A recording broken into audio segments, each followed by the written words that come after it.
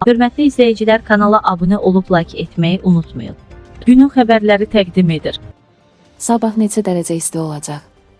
İyulun 26-da gözlənilən hava şəraiti açıqlanıb. Milli Hidrometeorologiya Xidmətindən redaktor Aza verilən məlumata görə Bakıda və Abşeron yarımadasında hava şəraitinin günəşli keçəcəyi gözlənilir. Cənub-şərq küləyi əsəcək. Havanın temperaturu gecə 23-26 isti, gündüz 35-39, bəzi yerlərdə 40-ya yaxın isti olacaq. Atmosfer təzyiqi 752 mm civə sütunu təşkil edəcək. Nisbi rütubət gecə 70-75, gündüz 40-50 olacaq. Azərbaycanın rayonlarında havanın əsasən yağmursuz keçəcəyi gözlənilir. Lakin gündüz bəzi dağlıq ərazilərdə qısa müddətli az yağış yağacağı, şimşək çaxacağı, dolu düşəcəyi ehtimalı var. Dağlıq ərazilərdə arabir duman olacaq. Mülayim şərq küləyi bəzi yerlərdə arabir güclənəcək.